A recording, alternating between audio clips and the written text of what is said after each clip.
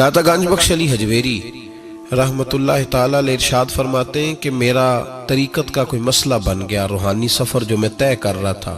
آج کل تو خیر سارے لوگ طے کر کے بیٹھے ہوئے نا، ہم سارے سفر، ہم تو مسافر ہے ہی نہیں، ہم نے تو مکمل کر لیا سفر۔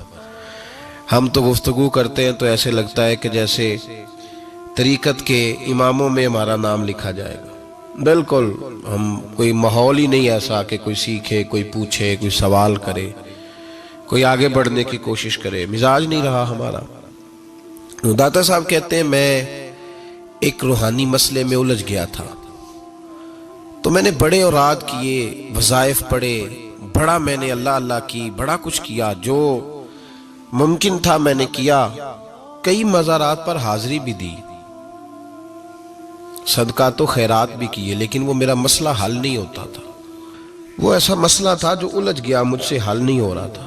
آپ فرماتے ہیں میں چلتے چلتے ایک مسجد میں گیا تو وہاں کچھ درویش بیٹھے تھے، درویش، اور وہ عجیب مجذوب صفت لوگ تھے، ایک گروہ ان کا پورا بیٹھا ہوا تھا۔ فرماتے ہیں انہوں نے میری طرف دیکھا تو میرا مذاق اڑانا شروع کر دیا،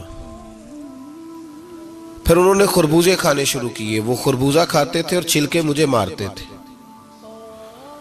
آپ فرماتے ہیں وہ چھلکے مار کے پھر ہنستے تھے، پھبتیاں کستے تھے، میرا مذاق اڑاتے تھے۔ فرماتے ہیں وہ میرا مسئلہ جو کئی دنوں کا اٹکا ہوا تھا، حل نہیں ہو رہا تھا، ان کی یہ حرکت کرنے سے میرا وہ والا مسئلہ اللہ نے حل فرما دیا۔ میرے اندر وہ تازگی پیدا ہو گئی۔ جب کوئی شخص خبر لاتا ہے نا آپ کے لیے جب کوئی خبر لاتا ہے کہ فلاں نے آپ کو برا کہا، تو اس میں محاذ نہیں قائم کرنا چاہیے۔ ایک ہم لوگ محاذ بنا لیتے ہیں، جو موقع ہماری عین اصلاح کا ہوتا ہے، جس میں ہمارے لیے بڑے اسباق ہوتے ہیں، ہماری بہتری بہت زیادہ اس کے اندر مضمر ہوتی ہے، ہم اس کو سمجھتے ہی نہیں۔ یہ جو دین کے لیے تانا ہوتا ہے نا، جے کر یہ تانے نصیب ہو جائیں ہمیں، اگر ہمارے مقدر میں آ جائیں یہ تانے، تو یہ بڑا فائدہ کریں گے، یہ نفع کریں گے۔ بہت سارے تانے ہم برداشت کرتے ہیں، لوگ بہت ساری برادریوں کو اچھا نہیں سمجھتے، ہم سہتے ہیں، کبھی کو برادری چھوڑ کے نکلا تو نہیں۔ بہت سارے لوگ بہت ساری چیزوں کو اچھا نہیں سمجھتے، لیکن ہم نے احتجاج تو نہیں کیا۔ مذہب کے معاملے میں ذرا سا ہلکا سا کو تانا دیتا ہے۔ میں نے کہا کہ آپ دیکھیں نا داتا صاحب نے کتنی خدمت کی، تو کیا سارے لوگ اچھا کہتے ہیں داتا صاحب کے مزار کو؟ آج بھی اتنی لمبی زبانیں نکال کے لوگ کہتے نہیں وہ شرک کا اڈا ہے، معاذ اللہ۔ بابا فرید علیہ رحمہ زہد الانبیاء، شیخ الاسلام، تو کیا ساری دنیا ان کو صحیح کہہ رہی ہے آج بھی؟ تو یہ تو بھئی لطف ہے، آپ اس لطف کا رنگ کیوں خراب کرتے؟ اس کا ذائقہ لے، اس طرف بھی توجہ کریں، اس پر غور کریں۔ میرے اعلیٰ حضرت فاضل بریلوی رحمت اللہ تعالی علیہ، اعلیٰ حضرت رحمت اللہ علیہ کے زمانے میں لوگ انہیں مجدد کہتے تھے، ان کے زمانے میں ہی انہیں امام اہل سنت کہا جاتا تھا۔ ان کے دور میں بڑے بڑے شیخ الحدیث، بڑے بڑے لوگ ان کی بارگاہ میں آ کے بیٹھا کرتے تھے۔ سید دیدار علی شاہ صاحب رحمت اللہ علیہ عمر میں ان سے بڑے تھے، لیکن پھر بھی ان کی خدمت میں آ کے بیٹھتے تھے۔ صدر اللہ فاضل سید نعیم الدین مراد آبادی جیسی شخصیات ان کی بارگاہ میں رات کو بیٹھا کرتے تھے۔ بڑے بڑے قیمتی لوگ، حضرت محدث سورتی، یہ مرید تھے مولانا فضل الرحمان گنج مراد آبادی رحمت اللہ علیہ کے، اور پڑھا بھی انہی سے، خلافت بھی انہی سے، سارا سلسلہ انہی سے، لیکن ہر وقت اعلیٰ حضرت کے پاس بیٹھے رہتے تھے، اور عمر بھی اعلیٰ حضرت سے زیادہ تھی۔ تو کچھ لوگوں نے کہا کہ سارا سلسلہ وہاں ہے، بیٹھے یہاں رہتے ہو۔ فرمانے لگے یار جو ایمان کی لذت ان کے پاس ملی ہے وہ کسی اور جگہ نہیں ملی، ہر چیز اپنی جگہ پہ۔ لیکن اس کے ساتھ ساتھ ایک دوسرا پہلو بھی تھا، جس طرح آج لوگوں نے شور ڈالا ہے نا، اتنی تنقید شاید کسی شخص پہ ہوتی ہو جتنی فاضل بریلوی پہ معاذ اللہ کی جاتی ہے۔ لوگ بدعتی کہہ کے، قبر پرست کہہ کے، بڑا کچھ کہہ کے تانے نہیں دیتے، انہیں الزامات نہیں لگتے۔ تو یہ آج نہیں شروع ہوئے، یہ اس زمانے میں بھی یہ سلسلہ جاری تھا۔ حضرت مولانا ظفر الدین صاحب بہاری رحمت اللہ تعالی علیہ بہت بڑے عالم تھے، بخاری کی شرح فرمائی، اور اعلیٰ حضرت کے خلفاء میں سے تھے، بڑے قابل آدمی تھے۔ بہت بڑے عالم تھے تو پیار بھی بڑا تھا. جس سے محبت ہوتی ہے اس کی غیرت بھی انسان کے دل میں ہونی چاہیے. تو خطوط پڑھنے کی اور جواب دینے کی ڈیوٹی بھی حضرت مولانا ظفر الدین بہاری رحمۃ اللہ علیہ کی تھی. تشریف فرما تھے, بیٹھے ہوئے تھے تو خط آتے تھے. اب ہمارے ہاں ٹیلی فون آتے ہیں, کام آسان ہو گیا ہے. پرانے زمانے میں خطوط آیا کرتے تھے اور خطوط کے جواب لکھنا ایک بہت بڑا کام ہوتا تھا. باقاعدہ مشائخ کے پاس کچھ لوگ ایسے موجود ہوتے تھے جو صرف خطوط کے جواب دیتے تھے, اور اگر کوئی فتوے کا معاملہ ہوتا تھا تو وہ فاضل بریلوی علیہ رحمہ خود لکھا کرتے تھے. تو خط کچھ آئے, مولانا ظفر الدین بہاری رحمۃ اللہ علیہ پڑھنے لگے, سنانے لگے, جواب اعلیٰ حضرت فرمانے لگے, وہ لکھنے لگے. تو ان خطوط کے اندر 2-3 خطوط ایسے بھی آئے جس میں لوگوں نے اعلیٰ حضرت کو گالیاں لکھی ہوئی تھی. معاذ اللہ,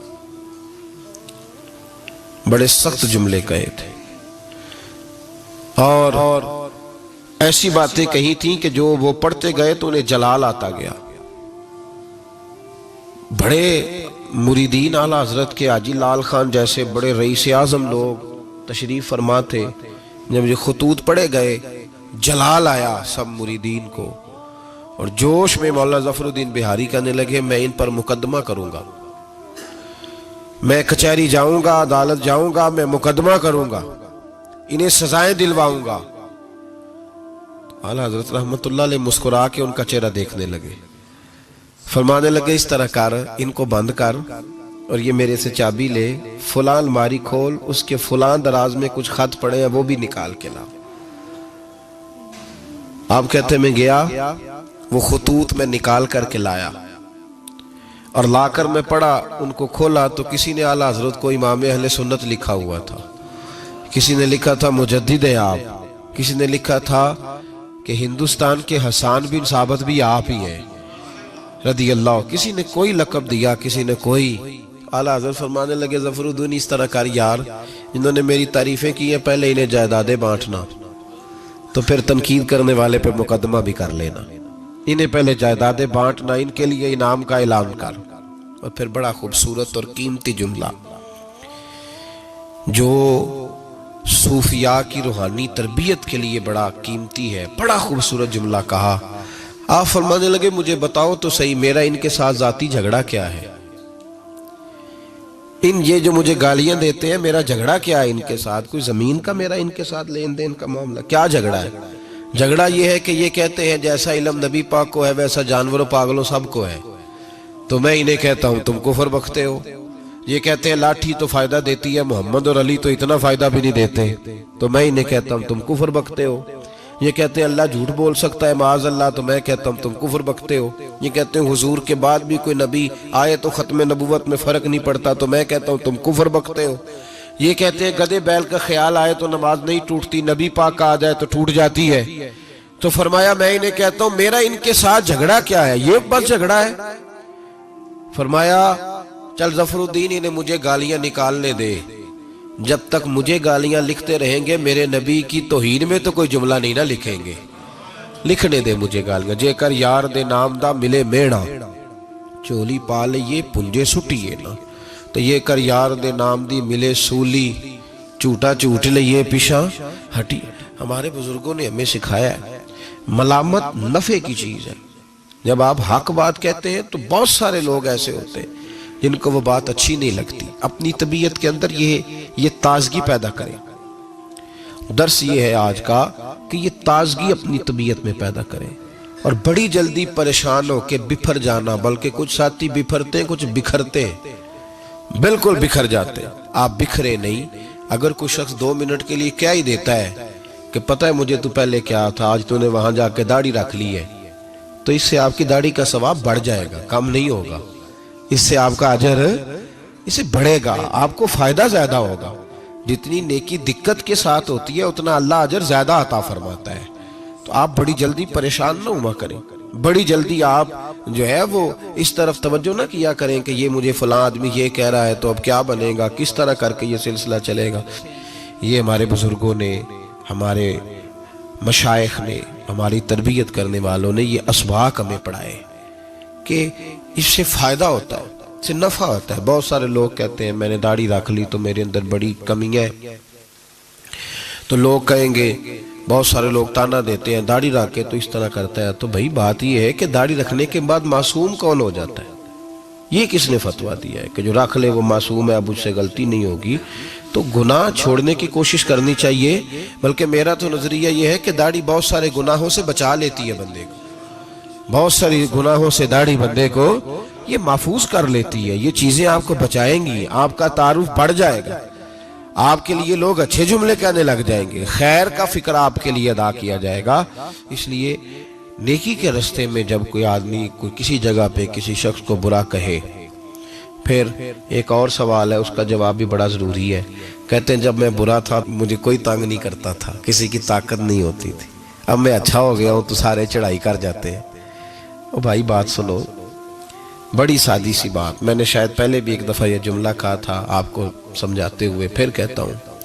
میرے محبوب پاک صلی اللہ تعالی علیہ وسلم کی سیرت کے جو کمالات ہیں ان میں سے ایک بہت بڑا کمال یہ ہے کہ نبی پاک کی ذات تک لوگوں کی رسائی بڑی آسان تھی، آسان رسائی تھی. کسی کو مشکل، کسی کو دقت نہیں ہوتی تھی حضور تک پہنچنے میں، آسان رسائی. اگر کوئی شخص سمجھنے لگ گیا تیرے بارے میں کہ تجھے میں کچھ کہہ لوں گا تو اب یہ کچھ کہے گا نہیں، تو اس میں حرج کیا ہے؟ کیا حرج ہے؟ اور ایک نسخہ اور دے رہا ہوں، اس پہ بھی عمل کر کے دیکھیں. ایک ہوتا ہے کسی کے ساتھ لڑائی کرنا، وہ 2 منٹ کی ہوتی ہے. آپ کو کسی نے کچھ کہا، جواب میں آپ نے 2-3 باتیں کی، تو یہ 2 منٹ کی جنگ ہے، یہ ختم ہو گئی.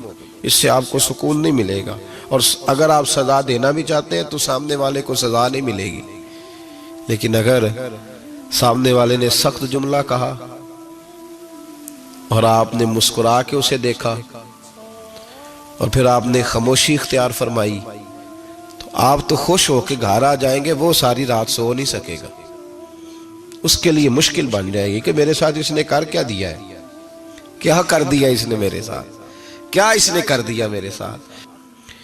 تو ملامت فائدہ مند چیز ہے، اس کو حاصل کریں. یہ ہمارے بزرگوں کا طریقہ ہے اور ہمارے بزرگ کوشش کرتے ہیں. یہ بہت زیادہ تعریفیں بڑی تکلیف دیتی ہیں بعض اوقات. اس لیے میرے عزیز بڑی جلدی نہ گھبرائیں. یہ تو شیطان کا ایک حملہ ہے، یہ تو نفس کی ایک چال ہے، یہ تو ایک باریک فتنہ ہے کہ ہم جی ادھر گئے تھے تو ہمیں ٹوک دیا گیا، تو روک دیا گیا تو ہم نے چھوڑ دیا. ایسے نہیں کریں، اپنے اندر یہ خوبی پیدا کریں. اور جب آپ تھوڑا سا یہ برداشت کرنا سیکھیں گے پھر ہی تو لطف آئے گا نیکی کرنے کا. اور پھر ایک اور بات بھی آپ سے بڑی ضروری ہے، آپ کو گزارش، اختراع نہ کریں، اپنی مرضی کی چیزیں وضع نہ کریں، اپنی مرضی کے سوال جواب نہ کبھی بھی ذہن میں پیدا کریں. قرآن و حدیث ہمارے پاس موجود ہے، ہمارے صوفیاء کے پورے ابواب اور نصیحت کے مقدس موتی ہمارے پاس موجود ہیں. آگے بڑھیں، ان باتوں کو لیں تو اس طرف خاص توجہ فرمائیں. اللہ تبارک و تعالی سمجھنے کی توفیق عطا فرمائے.